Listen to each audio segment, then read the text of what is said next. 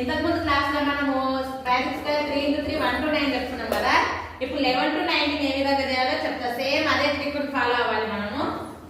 Same ఈ విధంగా 4 sides లా boxes ని గీసుకోవాలి. గీసుకున్న తర్వాత మనకి 11 నుంచి స్టార్ట్ కదా. ఇక్కడ చూడండి 11 12 13 ఒక లైన్ వదిలి పెట్టాలి. 14 15 16 17 18 19 ఓకే.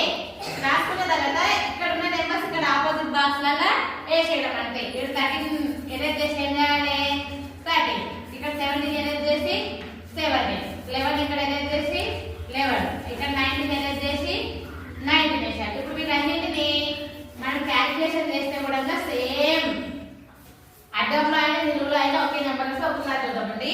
12 + 17 ఎంత 29, 29 + 16 ఎంత 45.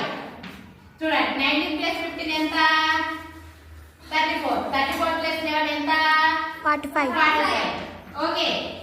14 + 13 ఎంత 27, 27 + 18 ఎంత 45 వచ్చిందా. ఓకే. నెక్స్ట్ అదే విధంగా ఇక్కడ చూసుకుంటే కూడా 16 + 11 ఎంత 27, 27 + 18 ఎంత 45, 17 + 15 ఎంత 22, 22 + 13 ఎంత 45, 12 + 19 ఎంత 31, 31 + 14 ఎంత 35. ఈ విధంగా మనం పజిల్ ని